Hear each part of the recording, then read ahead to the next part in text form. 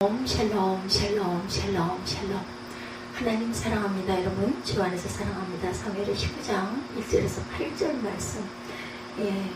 갈등을 어떻게 풀 것인가. 우리가 갈등할 때가 많이 있어요. 그렇죠? 1절에서 8절 중심으로 함께 은혜를 나눕니다. 우리가 신앙생활을 하다 보면 주위 사람들과 의견의 차이로 갈등을 할 때가 많아요. 원래 갈등이라는 단어는 칡갈자와 등나무 등자를 의미합니다. 칡과 등나무가 같이 자라면서 서로 줄기가 얽혀서 막 엉킨 거죠. 떼어놓기가 쉽지 않습니다. 우리 이러한 인간관계의 갈등으로 인해서 숨통을 조이는 신앙생활의 불행과 고통을 겪을 때가 상당히 많아요. 우리가 이러한 인간관계의 갈등으로 인해 이런 일이 있을 때 우린 과연 어떻게 그 갈등을 해소하고 풀 것인가. 오늘 말씀을 중심으로 함께 주변의 그 예를 보면서 은혜를 나누도록 합니다. 세계 10대 경제대국인 우리나라의 갈등 지수 OECD 국제협력개발기구죠. 37개국 중에 32위라고 합니다. 최하위 그룹에 속해요.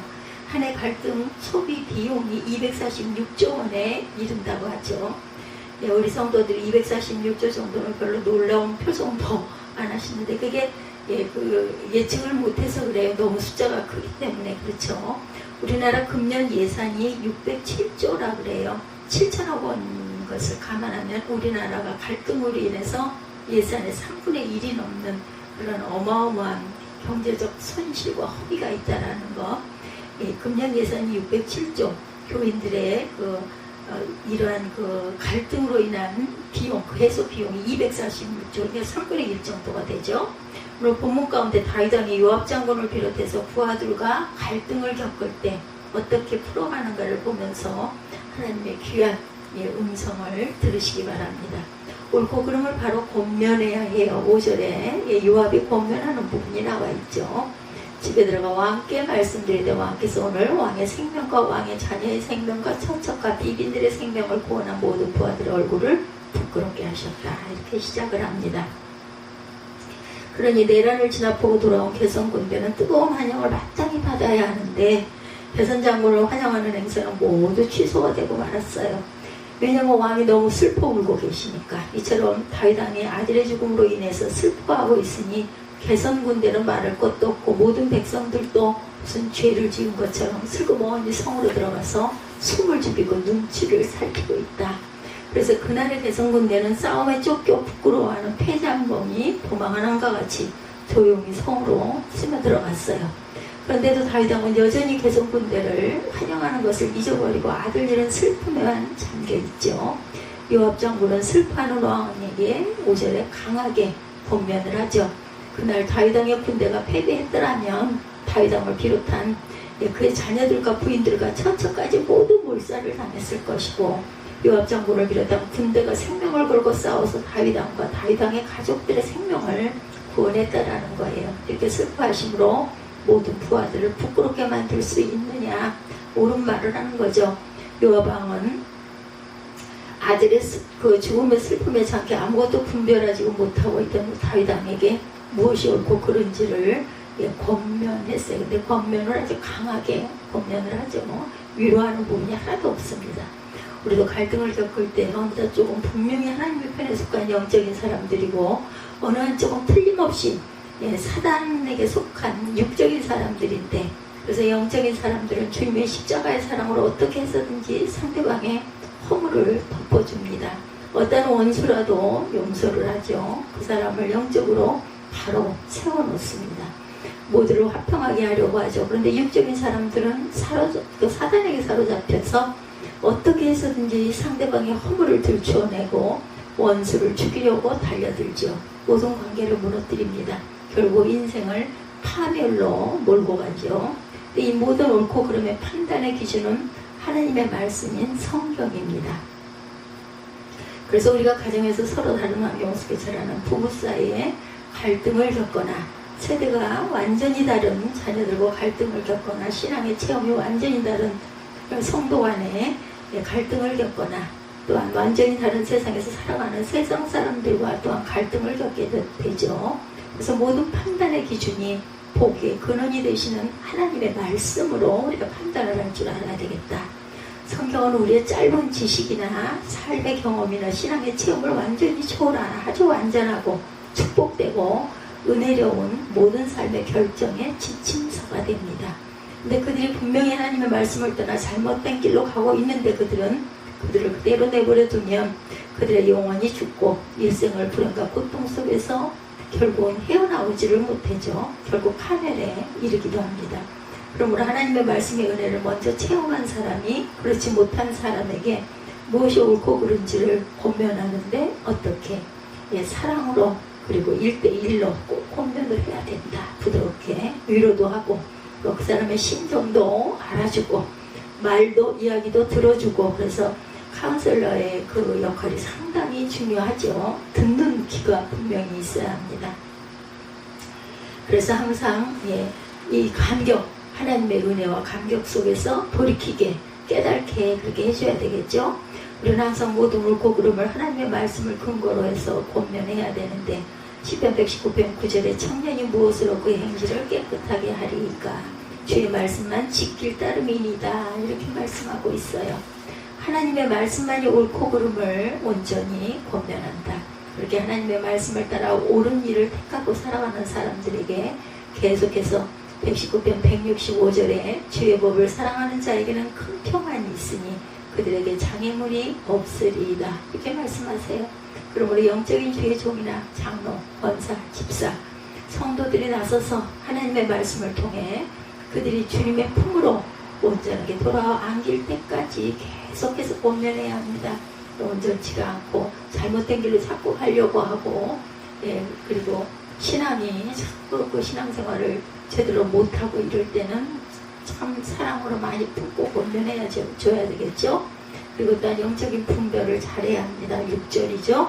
다윗왕이 반란을 일으켜 전 국민을 큰 고통에 몰아넣은 압살롬을 미워하는 자인데 사랑하고 생명을 걸고 그 반란을 진압한 요압 장군 등 지휘관들과 부하들은 사랑하는 자인데 미워했다는 건 아니죠.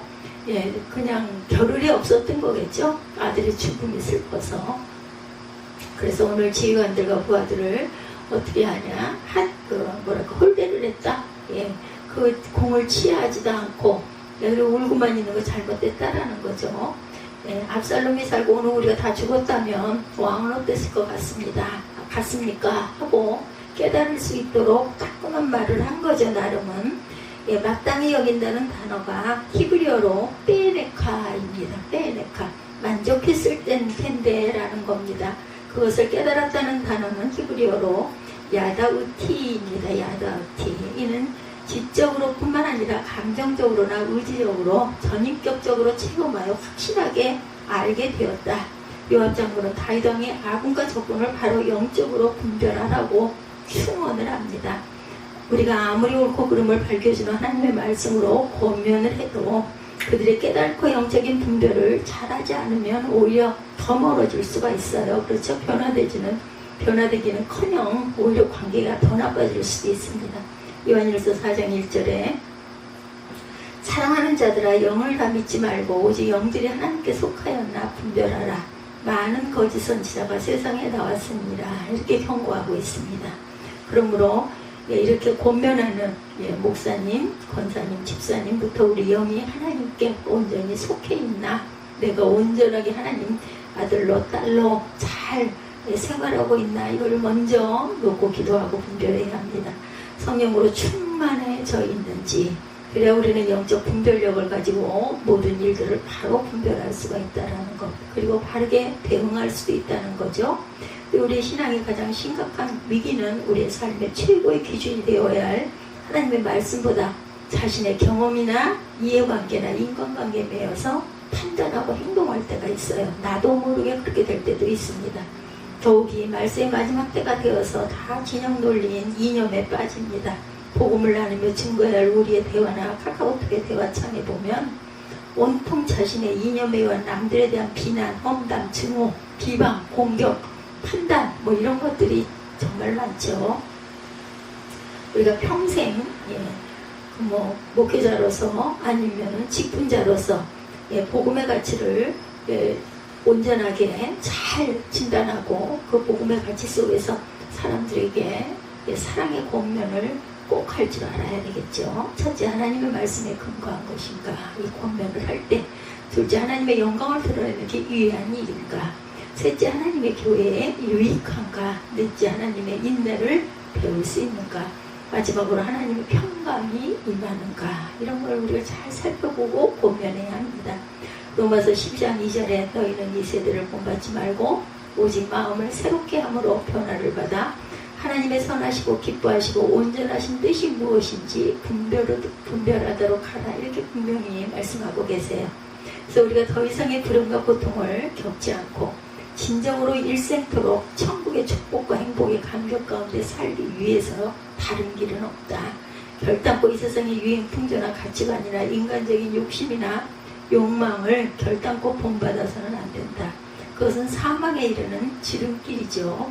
오히려 날마다 말씀과 기도로 성령의 충만함을 받아야 되겠다. 우리의 신앙생활이 무언가 새롭게 변화가 되어야 해요. 그렇죠? 그럴 때 우리는 자연스럽게 하나님의 선하시고 기뻐하시고 온전하신 뜻을 분별하게 된다는 거죠. 그렇게 함으로 말씀하신 학교 우리는 영적인 분별력을 가지고 하나님의 뜻을 확실하게 분별하며 행하게 될 때 사탄의 어떠한 시험도 능히 이겨내고 복되고 형통한 삶을, 승리하는 삶을 살 줄 믿습니다. 세 번째, 믿음의 결단을 또한 할 줄 알아야 되겠다. 8절이죠. 왕이 만일 나가지 아니하시면 오늘 밤에 한 사람도 왕과 함께 머물지 아니할지라. 그리하면 그 화가 왕이 젊었을 때부터 지금까지 당하신 모든 화보다 더욱 심하리이다. 강력하게 직언을 합니다. 여기서 앞부분 내가 야훼를 두고 맹세하옵나니 이렇게 시작을 하죠. 야훼 이름으로 내가 맹세를 한다. 다윗왕을 하여금 아들을 잃은 개인적인 슬픔에서 왕된 공적인 사명의 자리로 돌아서라고 믿음의 결단을 촉구합니다. 한편으로 보면 다윗왕으로서는 얼마나 자존심이 상하고 분노가 치솟겠어요. 그가 혈기를 부리면서 그렇게 지적한 요압 장군을 자신의 권력으로 얼마든지 처리할 수도 있었겠지만 다윗왕은 오히려 겸손히 믿음으로 결단하고 일어납니다. 내 마음판에 새겼어요. 이 요압 안 되겠구나. 이게 새겨졌어요. 사랑이 없었기 때문에.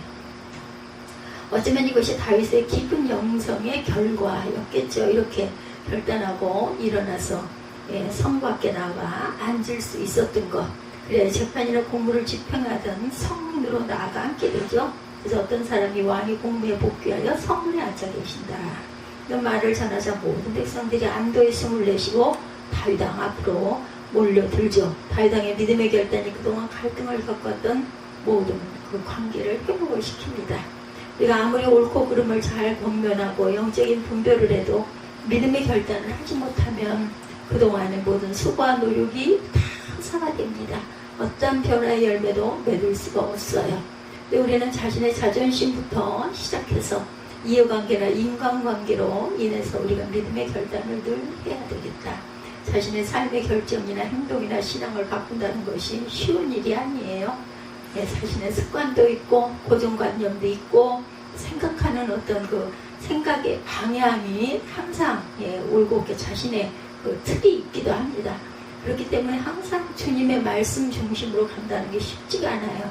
날마다 순간마다 주님의 십자가 앞에서 자신의 교만과 자존심과 감정과 혈기와 욕심과 욕망에 대해서 항상 아버지 주님께서 이것을 그릇된 길로 가지 않도록 인도하시옵소서 하고 기도해야 합니다. 우리의 인생의 앞길이 열려지는 온전한 승리의 길이 되려면 하나님의 영광을 위해서 쓰임받으려면 항상 나를 먼저 돌아볼 줄 알아야 되겠다. 우리가 잠깐 누리는 일시적인 물질이나 명예나 향락을 위해서 살고 있어서는 안 되겠죠. 기쁨은 한순간에 사라집니다. 그렇기 때문에 우리가 어떤 갈등 속에서도 영적으로 일어서면 영원히 축복되고 행복된 삶을 보장을 받을 수 있다는 것. 특별히 우리가 하나님과 사람 사이와 사람과 사람 사이를 화평케 하려고 이 땅에 오신 주님의 십자가의 권한을 묵상하고 실천하면서 살아가야 되고, 특히 절기를 좀 기억을 하고 사순절이나 부활절이나 또한 추수감사주일이나 맥주주일이나 이런 그 절기 때 또 특별히 더 기도하면서 우리의 마음을 바로잡아야 되겠죠. 안팎에 수많은 갈등이 끊이지 않을지라도 옳고 바른과 바로 권면하고 영적인 분별을 잘할 줄 아는 저와 여러분들 믿음의 결단을 잘하고 일어나는 저와 여러분의 삶이 되기를 주님의 이름으로 축복합니다. 기도하시겠습니다. 아버지 감사합니다.